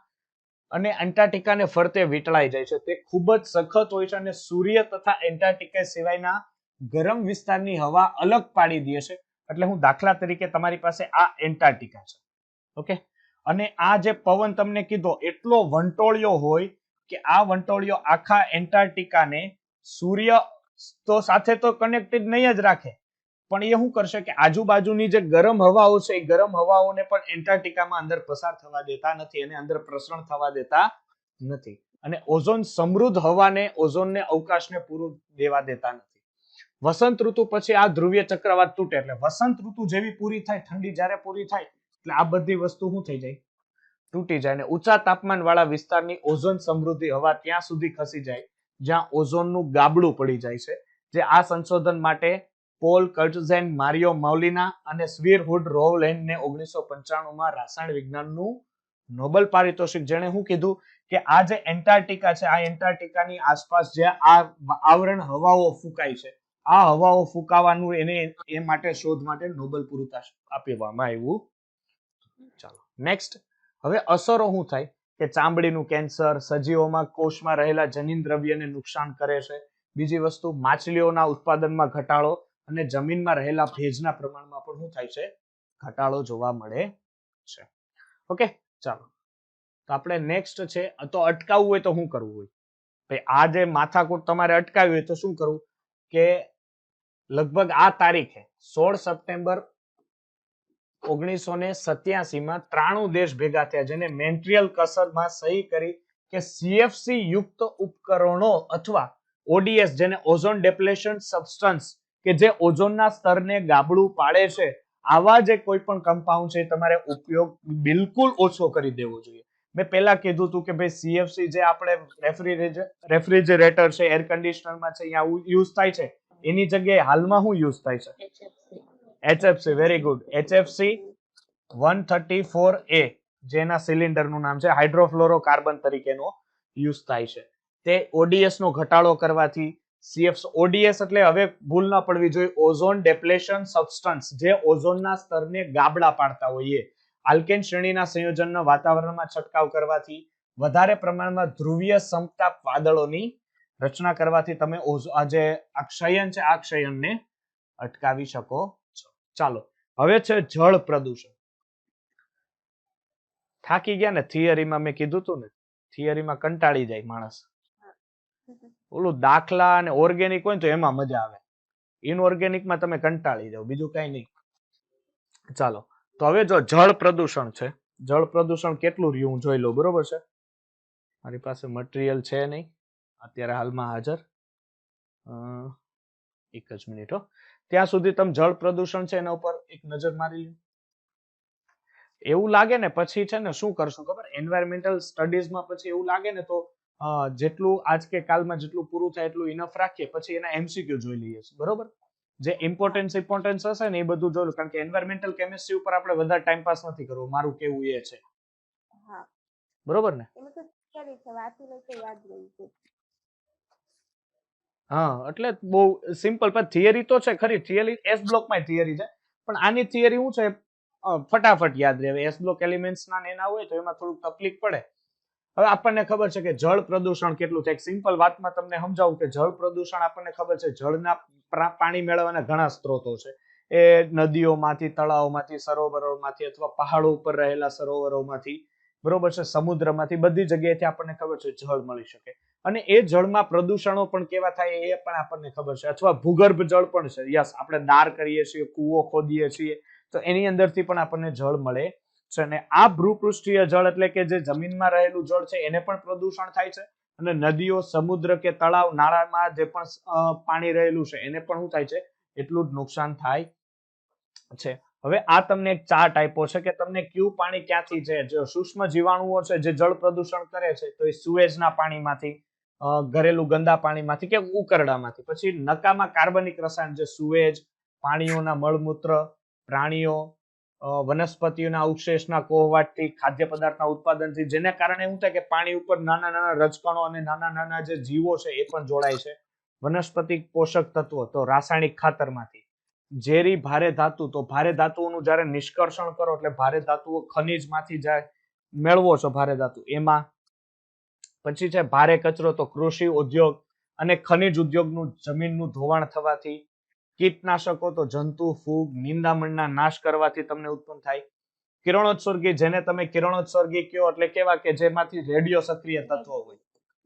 ઓકે, આ રેડિયો સક્રિય તત્વોમાં યુરેનિયમ છે. યુરેનિયમનું શું હોય? પરમાણુ ક્રમાંક 92, આણ્વીય દળ કેટલું હોય? 235. યુરેનિયમના બે સમસ્થાનિકો હોય, યુરેનિયમ 235 અને યુરેનિયમ 238. આ 92. આમાંથી કોનો ઉપયોગ ઉર્જા મેળવવા માટે થાય? 35 નો કે 38 નો? 35 નો, કારણ કે 38 નું પ્રમાણ વધારે હોય અને 35 નું પ્રમાણ ઓછું હોય, એટલે 35 માંથી કિરણોત્સર્ગી ઉત્પન્ન થાય. તો પછી છે ઉષ્મીય રીતે, એટલે ઉદ્યોગોમાં જો શીતક તરીકે વપરાતા પાણીમાંથી. ઓકે, ચાલો નેક્સ્ટ છે રોગકારકો. કેવા થાય કે ખરાબ પાણી છે, ખરાબ પાણી જો તમે પી લ્યો છો, કેવું પાણીનું તમે સેવન કરો છો તો તમને, આપણને ખબર છે, ડાયરિયા થવાના પણ પ્રોબ્લેમ્સ રહે છે. બરોબર છે, નાના બાળકો એમાં વધારે થાય, મોટા નહીં થઈ જાય, નાના ને હું, તેઓ રોગ ઉત્પન્ન કરનાર અતિ ગંભીર જળ પ્રદૂષકો છે. ઘરેલું સુએજ અથવા પ્રાણીઓના મળમૂત્રમાંથી બેક્ટેરિયા કે અન્ય સૂક્ષ્મ જીવો જેવા કે રોગકારક પાણીમાં પ્રવેશે તો માનવ મળમૂત્રમાં ઇસ્ટેરિશિયા કોલાઈ, આ યાદ રાખજો, ઇસ્ટેરિશિયા કોલાઈ અને સ્ટેટોસ્કોક્સ ફેકેલિસ જેવા બેક્ટેરિયા રહેલા હોય છે, જે જઠરને લગતા રોગ બનાવે છે. તો જઠરને લગતા રોગ કોણ બનાવે છે? ઇસ્ટેરિશિયા કોલાઈ અને સ્ટ્રેપ્ટોકોકસ ફેકેલિસિસ. જો કાર્બનિક કચરો છે, પાંદડા, ઘાસ, કૃષિ કચરો જેવા કાર્બનિક કચરો મુખ્ય જળ પ્રદૂષક છે. તે પાણીમાં વધુ જલજ વનસ્પતિ ઉત્પન્ન કરી જળ પ્રદૂષકો એક કારણ છે. આ કચરો જૈવ વિઘટનીય છે, એટલે એ આપણને કોઈ એટલો બધો નડશે નહીં. જૈવ વિઘટનીય કચરો છે એટલે. હવે બેક્ટેરિયાની વધુ સંખ્યા જો પાણીમાં રહેલી હોય તો એ કાર્બનિક પદાર્થનું શું કરી નાખે? વિઘટન કરે. એટલે આ માટે પાણીમાં દ્રવ્ય ઓક્સિજનનો ઉપયોગ, ઠંડા પાણીમાં દ્રવ્ય ઓક્સિજનની સાંદ્રતા 10 ppm હોય છે. ppm એટલે તો ખબર ને, પાર્ટ્સ પર મિલિયન. પાર્ટ્સ પર મિલિયન. જો આ સાંદ્રતા 6 ppm કરતા ઘટે તો જલીય જીવનને ગંભીર અસર થાય છે અને માછલીઓનું સંવર્ધન અટકી જાય અને તે જલીય વનસ્પતિ પર ધ્યાન આપજો, તે જલીય વનસ્પતિ ઉપર પણ શું કરે છે? ખાસી એવી અસર કરે. ચાલો, પાણીમાં કાર્બનિક પદાર્થનું પ્રમાણ વધે તો ઉપલબ્ધ દ્રાવ્ય ઓક્સિજનનું વપરાઈ જાય છે અને પરિણામે ઓક્સિજન ઉપર આધારિત જલીય જીવસૃષ્ટિ. હવે આપણને ખબર છે બે વસ્તુ હોય, જારક અને અજારક. જારક ક્યારે કહી શકે? જ્યારે સર ઓક્સિજનની હાજરી હોય અને કોઈ પણ ક્રિયા થતી હોય તો જારક કહેવાય. અને અજારક એટલે કે જ્યારે ઓક્સિજનની શું હોય? ગેરહાજરી હોય. બરોબર છે. કાર્બનિક કચરાનું વિઘટન થાય, ખરાબ રસાયણો ઉત્પન્ન થાય તો એને માનવ સ્વાસ્થ્ય માટે હાનિકારક છે અને આ શું થાય? પાણીમાં દ્રાવ્ય ઓક્સિજનને ઘટાડે છે. ચાલો, હવે છે COD અને BOD એટલે કે જૈવ રાસાયણિક. આ એક સારો થિયરી છે, ધ્યાન આપજો. COD એટલે કે નિશ્ચિત કદના પાણીના નમૂનામાં, ધ્યાન આપજો, નિશ્ચિત કદના પાણીના નમૂનામાં રહેલા કાર્બનિક પદાર્થના બેક્ટેરિયા દ્વારા વિઘટન માટે જરૂરી ઓક્સિજનના જથ્થાને, ખાસ યાદ રાખજો કે એક નિશ્ચિત કદનું પાણીનું પાત્ર છે આ તમારી પાસે. આ નિશ્ચિત કદનું પાણીનું પાત્ર છે. એમાં રહેલો કાર્બનિક પદાર્થના, આ જે કાર્બનિક પદાર્થ છે અને આ બેક્ટેરિયા છે, આ બેક્ટેરિયા દ્વારા વિઘટન માટે, એટલે કે આ બેક્ટેરિયા જે આ પાણીનું વિઘટન કરે, જે કાર્બનિક પદાર્થના વિઘટન કરે, એના માટે જરૂરી ઓક્સિજન જથ્થાને, O2 ના જથ્થાને BOD એટલે કે બાયો કેમિકલ ઓક્સિજન ડિમાન્ડ કહેવાય. સેમ છે કે આ તાપમાન માટે પ્રદૂષિત પાણીનો નમૂનો 293 એટલે કે રૂમ ટેમ્પરેચર એટલે 293 કેલ્વિને 5 દિવસ સુધી રાખવામાં આવે. કેટલા દિવસ? 5 દિવસ સુધી રાખવામાં આવે. અને જરૂરી દ્રાવ્યનો ઓક્સિજનનો જથ્થો જેને DO1, 5 દિવસ સુધીમાં જે પણ ઓક્સિજનનો જથ્થો પ્રાપ્ત થયો DO1 અને 5મા દિવસ જરૂરિયાતે દ્રાવ્ય ઓક્સિજનનો જથ્થો જેને DO5 એટલે પહેલા દિવસે અને 5મા દિવસે DO5 જથ્થો માપી તેના મૂલ્યનો તફાવત, એટલે આ બેનો તફાવત, અહીંયા જેટલો ઓક્સિજન જોયો હોય એ અને 5મા દિવસે જેટલા ઓક્સિજનની જરૂરિયાત પડી હોય એ બે, આ બે વચ્ચેનું શું લઈ લેવાનું છે? તફાવત. આ બે વચ્ચેનો તફાવત લ્યો એટલે ઓક્સિજનની કેટલી જરૂરિયાત થઈ એ ડિમાન્ડમાં ખબર પડી જાય, કેટલી ઓક્સિજનની જરૂરિયાત થઈ. આ મૂલ્યને પ્રદૂષિત પાણી માટે BOD મૂલ્ય કહેવાય છે. આ માપન સામાન્ય રીતે પાર્ટ્સ પર મિલિયન એટલે ppm અથવા મિલીગ્રામ પર લીટરમાં માપવામાં આવે છે. આ કેમાં માપવામાં આવે છે? મિલીગ્રામ પર લીટરમાં માપવામાં આવે છે. જો BOD નું મૂલ્ય, સ્વચ્છ પાણીનું મૂલ્ય 5 ppm કરતા ઓછું હોય, જ્યારે વધુ પ્રદૂષિત હોય ત્યારે 17 ppm થી વધુ હોય. એટલે શુદ્ધ હોય તો 5 ppm થી ઓછું, શુદ્ધ હોય તો 5 ppm થી ઓછું, અને જો આ પ્રદૂષિત હોય 7 pm થી તો પ્રદૂષિત હોય તો 17 પાર્ટ્સ પર મિલિયન થી વધુ હોય. ચાલો, હવે છે કેમિકલ ઓક્સિજન ડિમાન્ડ. ચાલો, એટલે COD. હવે ફરીથી હું લ્યો કે પ્રવાહી કચરામાં, પાછો એક પાત્ર લઈ લ્યો, કચરો નાખી દો, પ્રવાહી કચરો. આનું શું કરવાનું છે? કાર્બનિક પદાર્થનું ઓક્સિડેશન કરવા માટે આ પ્રવાહી કચરામાં રહેલા બધા જ આ કાર્બનિક પદાર્થ છે, ઓકે, બધા જ ઓક્સિજન તમારે શું કરવું છે? એનું ઓક્સિડેશન કરવા માટે જરૂરી ઓક્સિજનના જથ્થાને કેમિકલ ઓક્સિજન ડિમાન્ડ કહેવાય. આ માટે પોટેશિયમ ડાયક્રોમેટ એટલે K2Cr2O7 અને સાંદ્ર H2SO4 એટલે કોન્સન્ટ્રેટેડ H2SO4 અને મિશ્રણ થઈને ઓક્સિડાઇઝિંગ એજન્ટ તરીકે વપરાય. આપણને ખબર છે કે આ સર પ્રબળમાં પ્રબળ ઓક્સિડાઇઝિંગ એજન્ટ છે. કેમ પ્રબળ ઓક્સિડાઇઝિંગ એજન્ટ છે? અહીંયા ક્રોમિયમની ઓક્સિડેશન અવસ્થા કેટલી થાય? રેડોક્સ ભણ્યા છો એટલે ટેન્શન નોટ, +6. ક્રોમિયમ હવે આનથી ઊંચી ઓક્સિડેશન અવસ્થામાં જઈ શકે? કોઈ દી નો જાય. કારણ કે હવે આ એની મેક્સિમમ ઓક્સિડેશન અવસ્થા થઈ. તો હવે ક્રોમિયમ પોતાનું શું કરશે? પોતાનું ઓક્સિડેશન બોલો. રિડક્શન કરે, કારણ કે હવે ઓક્સિડેશન તો થઈ જ નથી. હા oxidation. જો પોતાનું રિડક્શન કરતો હોય તો સામેવાળાનું ઓક્સિડેશન કરે, એટલે ઓક્સિડાઇઝિંગ એજન્ટ તરીકે વર્તે. પોતે ઓક્સિડાઇઝિંગ એજન્ટ તરીકે વર્તે. આ માપન ફક્ત 2 કે 3 કલાકમાં થતું. બીઓડી કેટલા ટાઈમમાં થતું? 5 દિવસમાં થતું. બીઓડી કેટલા ટાઈમમાં? 5 દિવસમાં થતું. સીઓડી કેટલું થાય? 2 કે 3 કલાકની અંદર. ઓછા નાના એવા ટાઈમમાં ખબર પડી જાય કે આ કેમિકલ પ્રોસેસ થઈ શકે એમ છે કે નથી, કે એને કેટલા સીઓડી ની જરૂરિયાત છે. હવે જો આથી જ સામાન્ય રીતે એક જ પ્રવાહી કચરા માટે હંમેશા સીઓડી નું મૂલ્ય બીઓડી કરતા કેવું છે? વધારે હોય છે, કે એક જ પ્રવાહી કેટલું. હવે એનું રીઝન શું થતું કે સર બીઓડી માં તમારે 1 થી 5 દિવસ લાગતો, જ્યારે આની અંદર 2 થી 3 કલાકની અંદર તમને રિઝલ્ટ મળી જાય. એટલે આપણા અત્યારના મનુષ્ય છે એને ટાઈમની બહુ કદર છે. એટલે બીઓડી ની સાપેક્ષમાં વધારે જો ઓક્સિજનની માત્રાની જો જરૂરિયાત માંગતા હોય તો કોની માગે છે? સીઓડી ની માગે છે. અરાઉન્ડ કે બીઓડી કરતા સીઓડી ની વધારે માગે છે. નેક્સ્ટ હવે છે રાસાયણિક પ્રદૂષકો. કયા કયા? કે પાણી ઉત્તમ દ્રાવક હોવાથી તેમાં કેડમિયમ, મર્ક્યુરી, નિકલ જેવી ધાતુઓના દ્રાવ્ય અકાર્બનિક સંયોજનો પણ ભળે છે. હવે આપણું શરીર આ ધાતુઓનો નિકાલ કરી શકતું નથી, એટલે શું થાય? તેમનું પ્રમાણ સ્વીકાર્ય હદ કરતા જો વધી જાય તો કિડની છે, મધ્યસ્થ ચેતાતંત્ર છે, યકૃત છે, આ બધાને શું પહોંચી શકે છે? નુકસાન પહોંચે છે.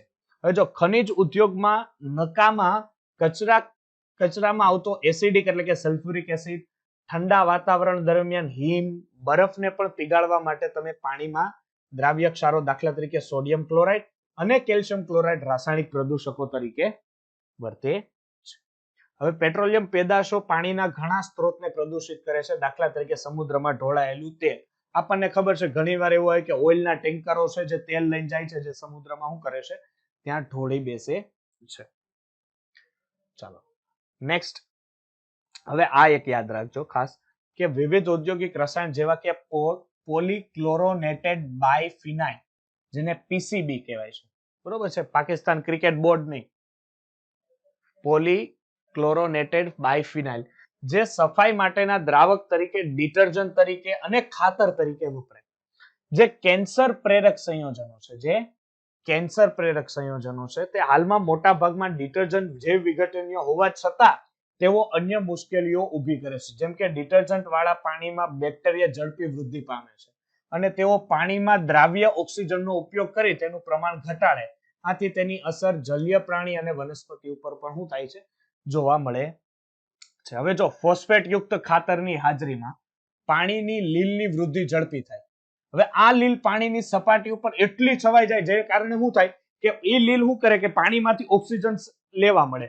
પાણીમાંથી ઓક્સિજન લેવા મળે એટલે પાણીમાં ઓક્સિજનનું પ્રમાણ, સાંદ્રતા ઘટે. અને જો પાણીમાં ઓક્સિજનની સાંદ્રતા ઘટે એને કારણે શું થાય કે એમાં રહેતા જે સજીવો છે, જે પાણીમાં રહે છે, જળચર જે પ્રાણીઓ છે, એને ઓક્સિજન પૂરતી માત્રામાં ન મળે. એટલે પરિણામે શું થાય? અજારક પરિસ્થિતિને કારણે એ પાણીમાંથી સ્મેલ આવે. તમે ઘણીવાર સાંભળેલું હશે, ખબર છે કે પાણીમાંથી સ્મેલ આવે, ખરાબ પાણીની સ્મેલ આવે. એનું મેઇન રીઝન કે એમાં બીજા કોઈ કેમિકલ પ્રોપર્ટીઝ આવી જાય તો એવું કરે કે લીલ ને બધું શું કરે કે એમાંથી ઓક્સિજન ખેંચી લે પાણીમાંથી. હવે એ થાય કે પાણીમાંથી ઓક્સિજન ખેંચી લે એટલે પાણીમાંથી સાંદ્રતા ઓક્સિજનની ઓછી થાય, જેને કારણે સજીવોને ઓક્સિજન મળી રહેતું નથી. જે પાણીમાં રહેલા સજીવો છે એને ઓક્સિજન મળી રહેતું નથી. એટલે એને કારણે જલીય જીવોના શું થાય છે? મૃત્યુ થાય છે. અને આ પુષ્પકુંજ, જેને બ્લૂમ વાળું પાણી અથવા અન્ય જીવોની વૃદ્ધિને શું કરે છે? અવરોધે છે. જળાશયોમાં પોષક તત્વોનું વધુ પ્રમાણ કારણે વનસ્પતિનું પ્રમાણ વધે છે, તેથી પાણીમાં ઓક્સિજનનું પ્રમાણ ઘટે, તેથી પાણીમાંના અન્ય જીવોનું નાશ કરે. અને જે સુપોષણ ઇન્ટ્રોફિક્શન કહેવાય છે. હવે આપણને ખબર છે કે આપણે જો જમીનમાંથી કે ત્યાંથી જો પાણીનું પ્રમાણ, તમે આજુબાજુ વૃક્ષો વધી ગયા હોય અંદર પાણીની અંદર, તો એ શું કરે કે આ બધા વૃક્ષો પાણીમાંથી સર ઓક્સિજનનું પ્રમાણ ધીરે ધીરે ખેંચતા જાય. એને કારણે શું થાય કે પાણીની જે સાંદ્રતા, મૂળ સાંદ્રતા એ ઘટવા લાગે.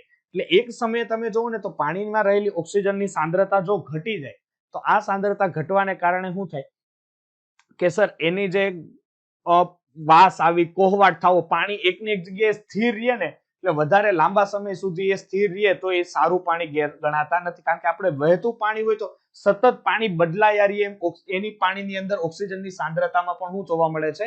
વધારો જોવા મળે છે. ચાલો નેક્સ્ટ જો 20 છે બ્યુરો ઓફ ઇન્ડિયન સ્ટાન્ડર્ડ્સ એ પ્રમાણે એ લોકોએ કીધું છે અને આઈસીએમઆર આને તો ઓળખો છો ને તમે જે ફિલ્ડમાં જવાના છો આને બહુ નામ સાંભળ્યું છે એમને આઈસીએમઆર જેને Indian council of medical research આમની દર અઠવાડિયે એક મીટિંગ થાય છે જે મીટિંગ લાઈવ હોય આપણને ખબર છે આ બે સંસ્થાઓ દ્વારા પીવાલાયક પાણીના ધોરણો નક્કી કર્યા છે હવે છે કે પાણીમાં જરૂરી માત્રામાં ઉમેરેલ દ્રાવ્ય ફ્લોરાઇડ એ દાંતના કઠણ આવરણ એટલે કે હાઇડ્રોક્સલ એપેટાઇટનું વધુ કઠણ આવરણ ફ્લોર એપેટાઇટમાં રૂપાંતરણ કરે છે આની અંદર સાંદ્રતા કેટલી હોય કેડમિયમની 0.05 જે ppm માં હોય બરોબર છે ગ્રામમાં નહીં મેંગેનીઝ છે Fe છે એલ્યુમિનિયમ છે કોપર છે અને ઝિંક તરીકેની ધાતુ એની અંદર એડ થાય છે પછી જો અહીંયા એક ચાર્ટ આપ્યો છે આપણને જો આ ચાર્ટ છે આપણી પાસે શું છે કે જો pH 6.5 થી 8.5 ની વચ્ચે હોય તો 6.5 કરતા pH વધે તો વહન નળીમાં ક્ષારણ થવાથી પાણીમાં પેલેડિયમ કેડમિયમ કોપર ઝિંક જેવી ધાતુ પડે છે અને pH જો 8 કરતા વધી જાય તો પાણીની અંદર જીવાણુ મુક્ત કરે ઉમેરેલ ક્લોરીનની અસરને શું કરે છે ઘટાડે આપણને ખબર છે કે પાણીને શુદ્ધ કરવા જીવાણુ મુક્ત કરવા આપણે એમાં ક્લોરીનની ગોળીઓ નાખીએ છીએ જેને કારણે શુદ્ધ થાય જો કુલ કઠિનતા માટે તમે આ શબ્દ સાંભળ્યો હશે આપણે હાઇડ્રોજન ચેપ્ટર ભણ્યા હતા ત્યારે આપણને કઠિનતા આવેલું કે આ કયા પ્રકારની કઠિનતા છે એ તો મને કયો પેલા અસ્થાયી કઠિનતા કેલ્શિયમ કાર્બોનેટ અસ્થાયી છે કે સ્થાયી અસ્થાયી આ સ્થાયી કહેવાય શું કામ હે કાર્બોનેટ હિરલ અસ્થાયી હોય ને તો બાય કાર્બોનેટ હોય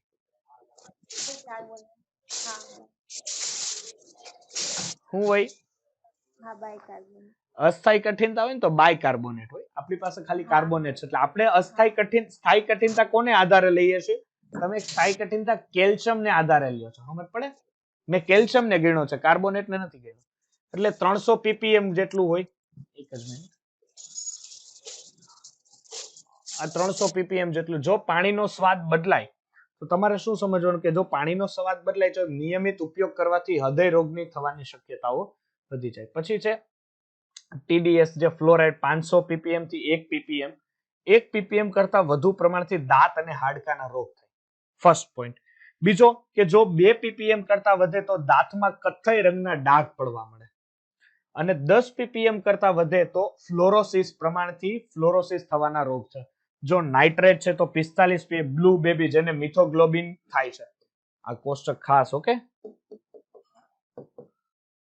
પછી જો સલ્ફેટ 200 ppm છે ઝાડા થવા જઠરમાં બળતરા થવી ક્લોરાઇડ જો એનું પ્રમાણ 250 ppm જેટલું હોય તો વહન કરતી નળીઓનું શું થાય ક્ષયન થાય પછી છે જૈવિક લાક્ષણિકતા હવે ઇસ્ટેરિયા કોલાઈ જીવાણુ જેને તમે ઈ કોલાઈ બેક્ટેરિયા તરીકે પણ ઓળખો છો બિલકુલ ન હોવા જોઈએ જો ઈ હોય તો તમારું આખું જે સિસ્ટમ છે અંદર ચયાપચયની જે પણ ખોરાક ખાવાની બધી સિસ્ટમ હલબલાવી નાખે પછી છે કોલિફોર્મ જીવાણુ જો 10 થી વધુ નહીં અને 100 ml પાણીમાં કેટલા 100 ml પાણીમાં 10 થી વધારે હોવા જોઈએ નહીં જે હોય તો શું થાય તો જઠર આંતરડાના સોજા અને મૂત્રમાર્ગના રોગોને એ આવકારે છે ચાલો હવે છે આપણી પાસે રાસાયણિક પદ્ધતિ કે પીવાના પાણીમાં રહેલું ચોક્કસ એક કામ કરો આ કોષ્ટક એકવાર ઉપરથી ફરીથી જોઈ લ્યો ચાલો કોષ્ટક અને આગળની જે વસ્તુ હતી બીજું કોષ્ટક એ પણ નાનું જોઈ લ્યો ICMR વાળું સર TDS એટલે ટોટલ ડાયસ્યુલેટેડ શું છે TDS કુલ દ્રાવ્ય પદાર્થ છે ઇંગ્લિશ નામ છે ને જો TDS છે ને TDS પ્રકારનું શું થશે ટોલ્યુડિન ડાયસલ્ફાઇડ આ ટોલ્યુડિન ડાયસલ્ફાઇડ એટલે કે ટોટલ ડિઝોલ્વ સબસ્ટન્સ હું બરાબર ટોટલ ડિઝોલ્વ સબસ્ટન્સ કુલ એટલે ટોટલ દ્રાવ્ય એટલે ડિઝોલ્વ અને પદાર્થ એટલે સબસ્ટન્સ જેને TDS કહેવાય સર આપણે 3-way કેટેલિસ્ટ એટલે 3 કેટેલિસ્ટ એટલે શું થશે કે જેની અંદર શું થશે કે આ કેટેલિસ્ટ નો વધારે તમે ઉપયોગ 3 ટાઈમ્સ કરી શકો કે એકને કેટેલિસ્ટ ને વાપરીને તમે એકની એક રિએક્શન 3 ટાઈમ્સ એટલે કે તરત પ્રક્રિયકનું નિપજ એ નિપજનું પાછું પ્રક્રિયક તરીકે વર્તે એનું પાછું નિપજ અને એ નિપજ જો પાછી પ્રક્રિયક તરીકે વર્તે તો એટલે કે 3 ટાઈમ કેટેલિસ્ટ એટલે 3 વાર રિએક્શનમાં એ ઉદ્દીપકનો તમે ઉપયોગ કરી શકો. 3 ટાઈમ કેટેલિસ્ટ હોય, 2 ટાઈમ કેટેલિસ્ટ હોય, 1 ટાઈમ કેટેલિસ્ટ હોય. દાખલા તરીકે એમોનિયાની બનાવટ હોય તો એ 1 ટાઈમ કેટેલિસ્ટ કહેવાય. Fe તરીકે એમોનિયામાં Fe ની બનાવટ, એમોનિયાની બનાવટ હોય તો Fe નો ઉદ્દીપક તરીકે ઉપયોગ કરવામાં આવે. સર આપણે અભ્યાસક્રમ તો પતી જાય. હે? અભ્યાસક્રમ સર ક્યારે પતી જાય? અભ્યાસક્રમ પતી જાય, તું ટેન્શન લે માં. હજી એક્સ્ટ્રા લેક્ચર્સ આવશે, એમ થોડી મૂકવાનું. હવે અમે ક્રેશ કોર્સમાં પતી જતું હોય 1.5 મહિનામાં, તો આપણી પાસે હજી ઘણો ટાઈમ છે. તમે ઈ ટેન્શન ન લ્યો. તમે શું લ્યો ટેન્શન ખબર? મારા માર્ક્સ કેમ ઓછા આવે ઈ ટેન્શન લ્યો. બરોબર? અભ્યાસક્રમનું ટેન્શન મને લેવા દો. સર પીપીએમ છે જે બોલો. 45 છે નાઇટ્રેટમાં, તો એની જગ્યાએ કોઈ બીજું હોય તો હા હોય 45 નાઇટ્રેટની જગ્યાએ જો. સલ્ફેટ હોય તે 45 પીપી હોય તો બી એ જ રોગ થાય. હા ન થાય. કારણ કે સલ્ફેટનું પ્રમાણ 200 ppm થી વધે ને તો આ રોગ થવાની શક્યતાઓ વધે. બરોબર છે? જો 200 થી ઓછો છે તો કોઈ ટેન્શન નથી. એટલે નહીં, જો એક યાદ રાખજો, બ્લુ બેબી રોગ થવાનું કારણ નાઇટ્રેટ છે, સલ્ફેટ નથી. બરોબર? એટલે સલ્ફેટનું પ્રમાણ કોઈ પણ ફેરફાર થાય એના કારણે બ્લુ બેબી નહીં થાય. બ્લુ બેબી થશે કોના કારણે? નાઇટ્રેટને કારણે થશે. ઓકે? ચાલો. તો નેક્સ્ટ આપણે જોઈએ કે રાસાયણિક પદ્ધતિ, કે પીવાના પાણીમાં રહેલા ચોક્કસ પ્રકારની અશુદ્ધિ દૂર કરવા પાણીમાં ચોક્કસ પ્રકારનું તમારે કોઈ રાસાયણિક મળતા અદ્રાવ્ય ક્ષારોના અવક્ષેપને ગારણ પ્રક્રિયાથી શું કરવો પડે? દૂર કરવા. દાખલા તરીકે પીવાના પાણીમાં જો ફ્લોરાઇડનું પ્રમાણ વધી જાય તો તેમાં કેલ્શિયમ ક્લોરાઇડનું અથવા ચૂનાનું ઉમેરણથી કેલ્શિયમ ફ્લોરાઇડ અવક્ષેપિત થાય છે. હવે પીવાના પાણીમાં દાખલા તરીકે ફ્લોરાઇડ છે, H2O પ્લસ ફ્લોરાઇડ, તો આની અંદર શું નાખી દો ખબર? કેલ્શિયમ ક્લોરાઇડ નાખી દો. હવે ક્લોરીન આવશે, શું કરશે? પાણીને શુદ્ધ બનાવશે. તો આ ફ્લોરીન કોણ ઉપાડશે? CF2, એટલે કેલ્શિયમ ફ્લોરાઇડ અવક્ષેપિત થાય. અવક્ષેપિત થવા એટલે અવક્ષેપ પાછા મળવા, એના અવક્ષેપ મળવા. એટલે આ રીતના તમે એનું શુદ્ધિકરણ કરી શકો છો. ભૌતિક પદ્ધતિ છે પેલી છે ગાળણ. કોઈ પણ કચરો હોય તો ગાળીને તમે દૂર કરી શકો છો. આ ગાળણ પાત્રો ઉપયોગ કરવામાં આવે. હાલમાં બજારમાં લગભગ 0.0001 માઇક્રોન જેટલા પણ જો નાના છિદ્ર વાળો ગાળણ પાત્ર મળે. વિચાર તો કરો, પાણીમાં આટલો નાનો કણ હોય તો એને ઈ ગાળી નાખે. ત્યારબાદ પરાસરણ. જો આ પદ્ધતિમાં અર્ધપારગમ્ય, આ તો ખબર છે ને તમને? અર્ધપારગમ્ય પડદા વાળું. હવે આ રીતનું એક પાત્ર હોય, એમાં અર્ધપારગમ્ય વચ્ચે પડદો હોય. એક બાજુ વધુ સાંદ્રતા વાળું દ્રાવણ હોય, એક બાજુ ઓછી સાંદ્રતા વાળું, એટલે અરાઉન્ડિંગ તમે ગણો ને પાણી જ છે. તો આ જે અર્ધપારગમ્ય પડદામાંથી પસાર થાય ને, ફક્ત દ્રાવકના કણો જ પસાર થાય. હું ઇલેક્ટ્રોકેમ પેલામાં ભણાવીશ સોલ્યુશનમાં. ફક્ત કયા કણો પસાર થાય? દ્રાવકના. હવે ચાલો વાત ઉઘડી છે ત્યારે અર્ધપારગમ્ય પડદા બે પ્રકારના હોય, કુદરતી ને કૃત્રિમ. કુદરતીમાં કોણ કોણ હોય?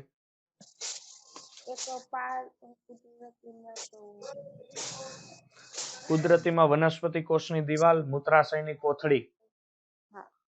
અને કૃત્રિમમાં parchment paper, cellophane paper, butter paper, copper ferrocyanide.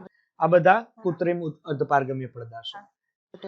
આ પદ્ધતિથી જૈવિક અશુદ્ધિઓને દૂર કરી શકાય છે. 0.0001 માઇક્રોન કદના છિદ્ર ધરાવતા અર્ધપારગમ્ય પડદા પ્રાપ્ય છે, જેની મદદથી મોટામાં મોટું કદ ધરાવતો બેક્ટેરિયા પણ એમાંથી દાખલા તરીકે 0.2 અને 0.5 અને વાયરસ જેનું ઓછામાં ઓછું કદ છે 0.15 દૂર કરી શકાય છે. ને આ એક બીજી છે કે આયન વિનિમય પદ્ધતિ, જે આપણે હાઇડ્રોજન ચેપ્ટરમાં જોયેલી આયન વિનિમય પદ્ધતિ. ઓકે. પછી છે જૈવિક પદ્ધતિ, જેમાં ઉકાળવાથી, ક્લોરિનેશન થી, ચાલો ખબર છે ને, ઉકાળવાથી, પાણીને ઉકાળીને પીવાથી પણ એમાં લગભગ જૈવિક અણુઓ છે, બીજા પદાર્થો હોય કે જે નાશ પામે છે. પછી ક્લોરીનની ગોળીઓ નાખી દો તો ક્લોરીનમાં ક્લોરીન વાયુ પસાર કરીને બ્લીચિંગ પાવડર નાખીને પણ તમે એને સાફસૂફ કરી શકો પાણીને. સામાન્ય રીતે ગામ કે શહેરમાં પાણી પુરવઠા એકમ દ્વારા પાણી, એટલે એ લોકો શું થાય કે આપણે કેમ એસએમસી વાળા, આપણને કે સુરત હોય તો એસએમસી, અમદાવાદ હોય તો એમસી, જે નગરપાલિકા છે, મહાનગરપાલિકા છે, એ લોકો જો પાણી આપે તો આવી રીતના સ્વચ્છ ક્લોરીન વાળું સ્વચ્છ પાણી જ આપે છે આપણને. પાણીમાંથી જૈવિક અશુદ્ધિઓ દૂર કરવા, ક્લોરિનેશન કરવા માટે 20 લીટર અશુદ્ધ પાણીમાં 1 ક્લોરીનની ટીકડી નાખવી જોઈએ. કેટલા 20 લીટરમાં એક ટીકડી જોઈ.